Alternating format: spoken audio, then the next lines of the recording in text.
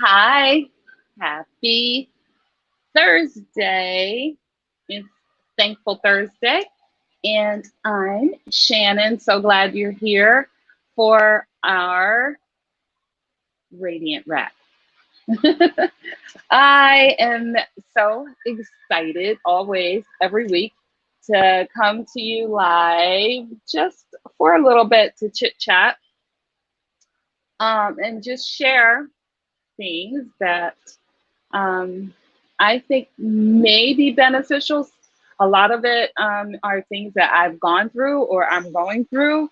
So, um, or I've experienced. So I think that in order for me to um, be responsible, I need to share and give back, right?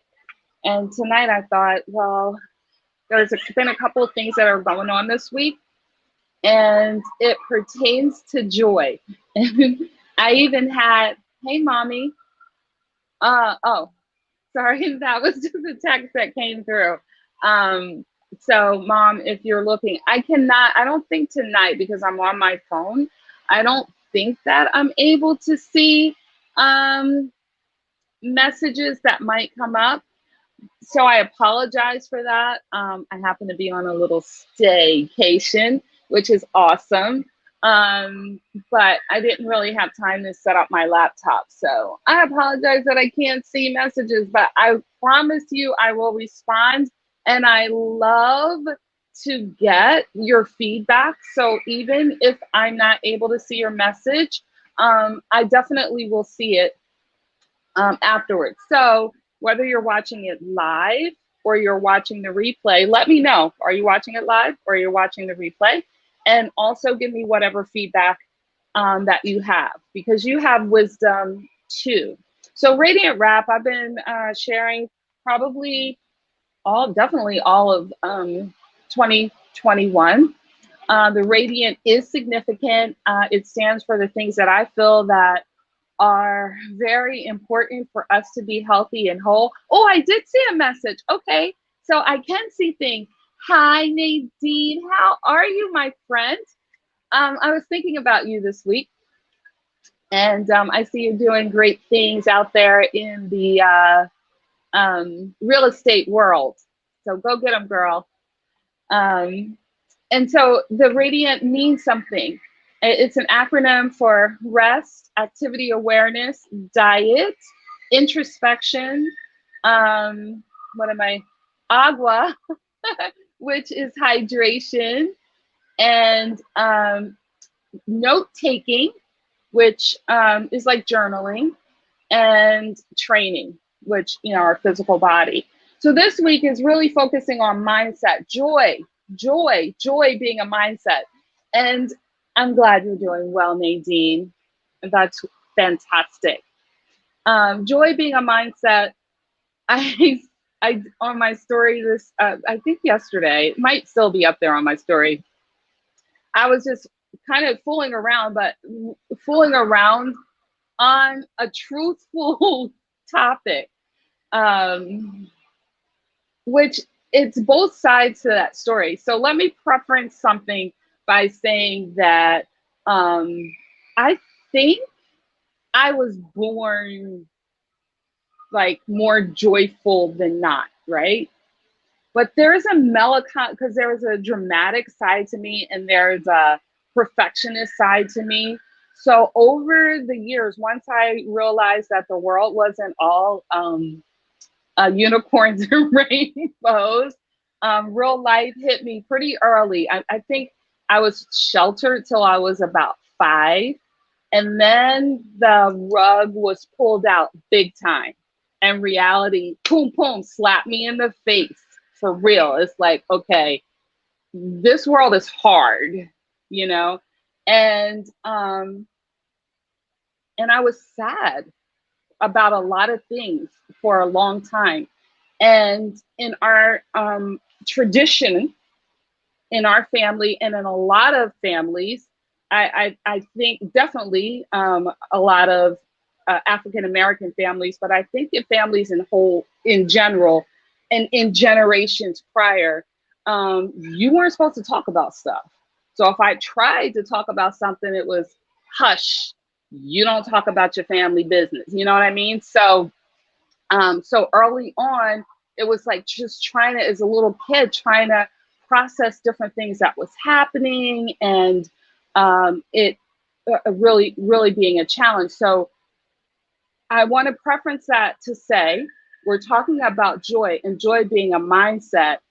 I believe that I was put on the planet to be joyful, and I believe all of us were. All of us were. And some of us, our personalities are more laid back. So, we're all different. But and I respect all of you and all of your beliefs, right? Or non-beliefs, but I'm sharing mine. And I believe that we are all, every single one of us are a child of God, and we were put here to shine. And so that's why I'm always talking about shining radiant, and to have joy. But joy is not the same as being happy. So you can have joy and be going through some stuff, right? You can have joy, um, and be going through very difficult times, and in some ways, and you're sad, but you still have joy. And so I am in no way saying to ignore your feelings or to be fake, because I think sometimes people, are you being for real? Are you being genuine if you're joyful? And I think it's a practice, just like practicing getting stronger, improving your strength and your biceps, in improving your mind is also, a practice. For some of us, more than others. So I just want to hit it and quit it, as my girl Veronica would say. I just want to drop 3 things that I think we can all do to find joy, regardless of what it is that we're going through. And that makes life so much sweeter. I think sometimes we're just looking at the wrong things when we're living our daily lives. So number 1, you've all heard this: look at the cup, it's half full instead of half empty. Okay, look at the cup is half full instead of half empty. Oh, and I almost forgot. I yesterday on my story, I was telling you, I shared a story about me and having issues with being joyful, and I was just kind of joking around.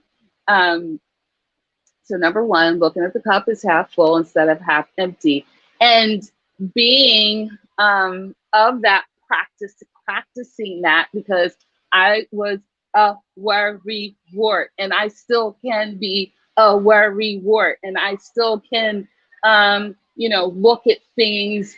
Well, what if this happens, and what if this happens? But I've continued to practice not doing that and looking at the cup as half full. So when my kids were growing up, and I've been doing that for a long time. I mean, I'm 58, so I've had some years to practice. But that doesn't necessarily mean you could be 68, 78, and you still haven't started practice. That doesn't mean it's too late, but you just haven't started practicing yet. And you can begin right now. You can start today. You can begin again. When my kids were young, and I'm a morning person too. So I'm happy, I'm joyful, and it's morning, right? And sometimes we were going through stuff. So I wasn't always happy, but just that joy in my heart, just that joy. And in the morning, I'm good morning.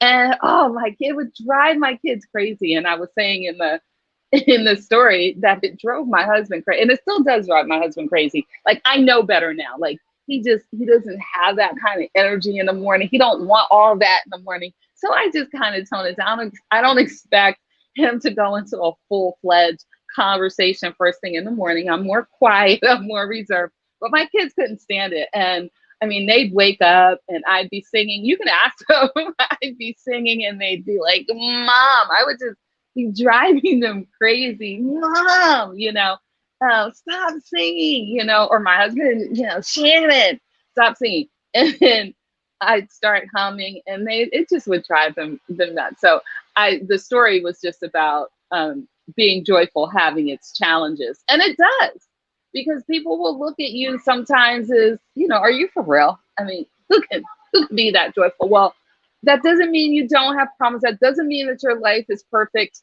but you can still have joy, right?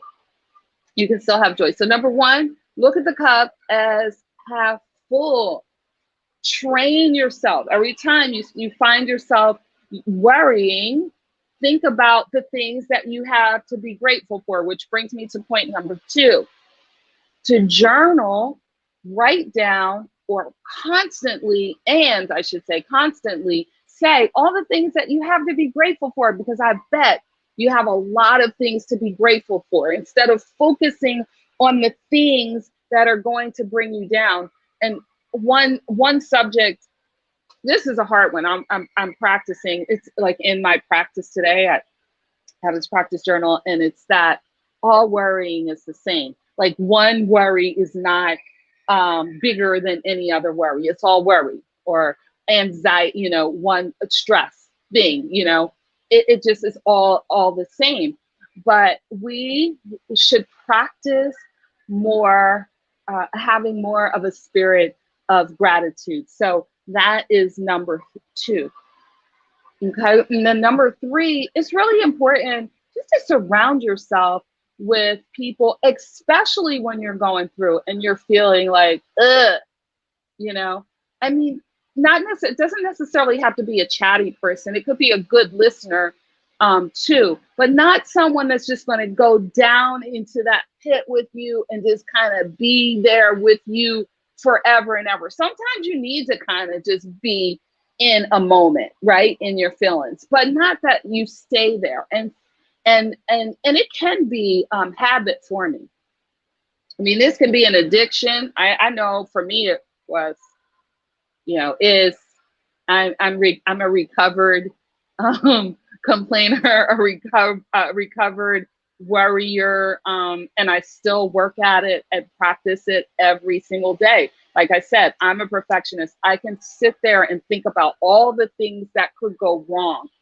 And I just refuse to live in that fear, in that mindset. So I practice every day.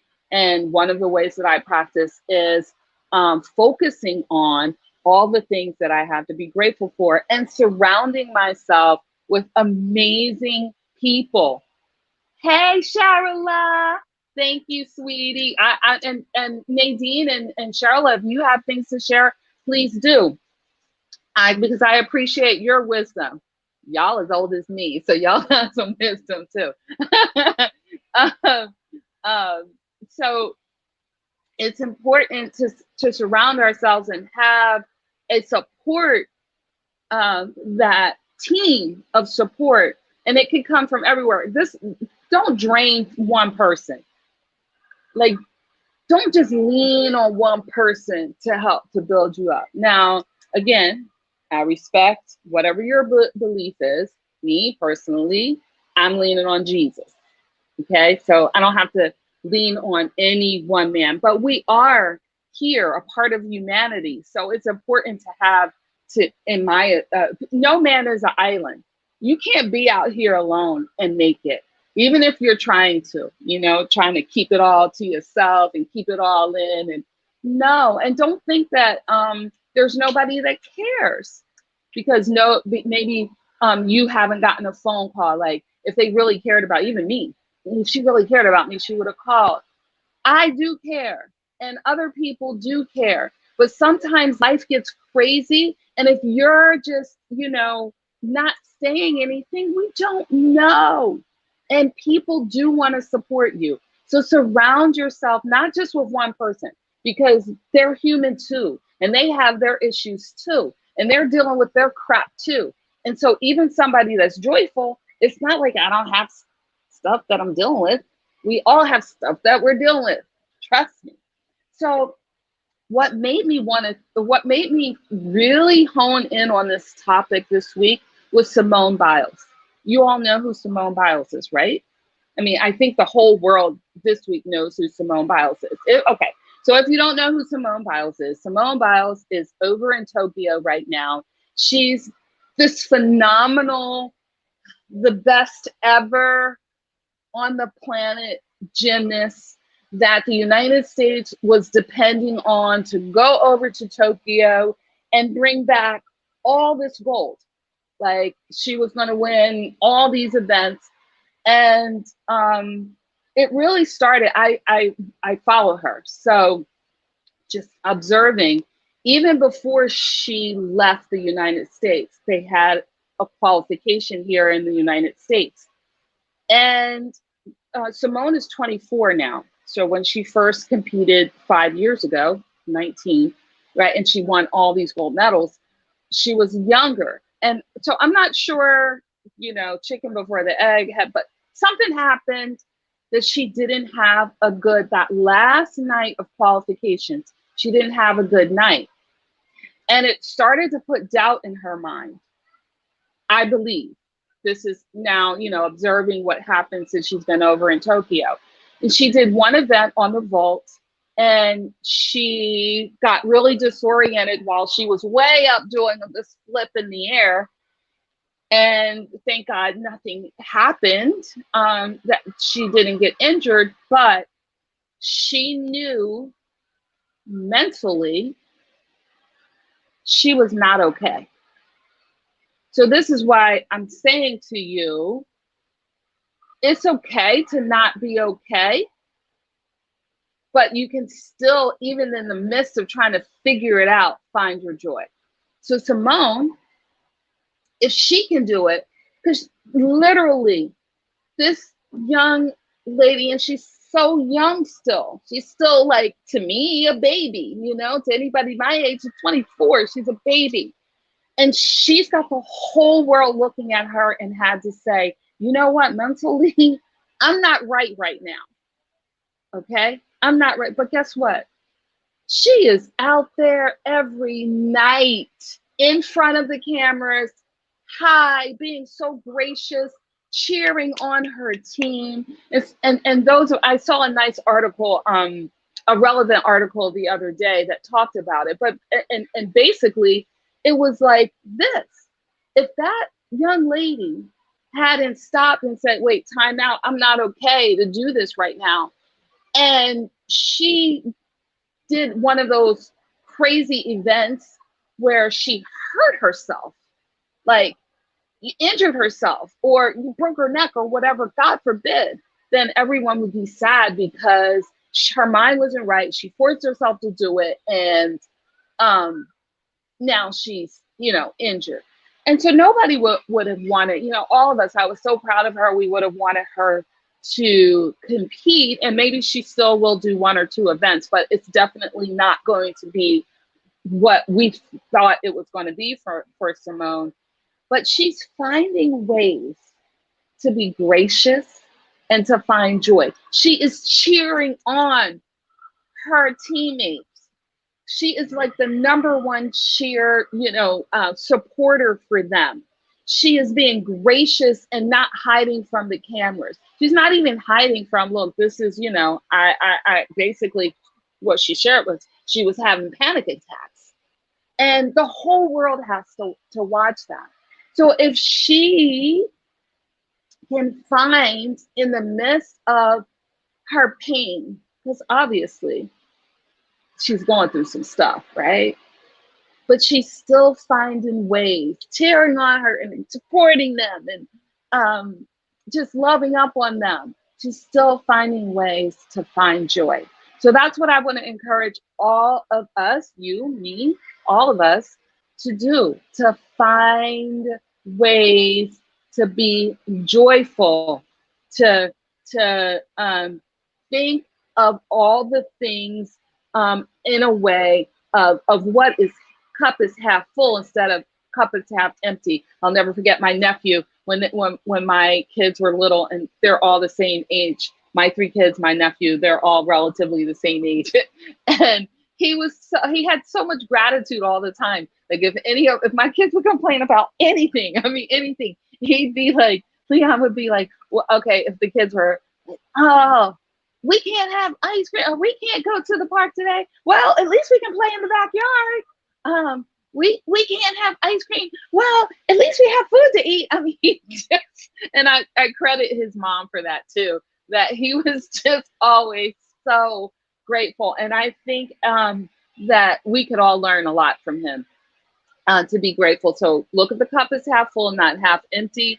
Number two, find things that we are grateful for. You know, journal them during the course of the day. Be thankful for them. You know, all the things so many things you can look at. And then lastly, surround yourselves with some people that are joyful people, because they change the energy. They're going to change the energy in the room around you. Now, with all of that said, before I go, if you need help, seek help. Don't allow yourself to suffer alone. And I love that message from Michael Phelps and so many other people. Naomi Osaka. I appreciate young people in the way that they're looking at taking care of themselves. So I know that a lot of us will think, of the older generation would think, well, they're more weak-minded. But I don't, because a lot of the individuals that just had that strong, disciplined mindset in their, say, in their profession, it was way off balance, and they could not ever find joy outside of that. Like they were always chasing that high, and they never found balance with family. And, I mean, they just had so many other issues, which I think in the case of these individuals, like a Michael Phelps, like a Simone Biles, like a Naomi Osaka, that they're trying to find balance. And that's what we all need to do. So I always say, hey, mommy, hey, Deirdre. Oh, you're so sweet, Deirdre, like you. Deirdre is one. Okay, so it's so interesting that Deirdre and my mom are on. I promise you, I did not talk to them. They had no idea I was talking about this subject. Deirdre, it says Taylor, but that's her daughter's name. That's another story. But she is one of my friends that is, she can be a worrywart too, but she tries her best. We support each other in looking at things and uplifting each other, and looking at the cup is half full, not half empty. And then mommy, because Beatrice Ray, artist Ray, that's my mom. That's where I get it from. She's always trying to look at the cup as half full. Mommy's always going to find the silver lining in whatever. She used to drive me crazy with it. So maybe I did that to my kids too, because I'm like, you're too nice. I didn't understand the strength that it took for my mom to be so kind and to be so joyful. I mean, it's not for punks. So anyways, I love you. There's not a thing that you can do about it. You have greatness inside of you. And yes, even if you are going through something, you can find joy. So seek it, go after it, search after it. It's not outside of you. It's inside. It's inside of you. All right. Love you. Peace. Bye for now.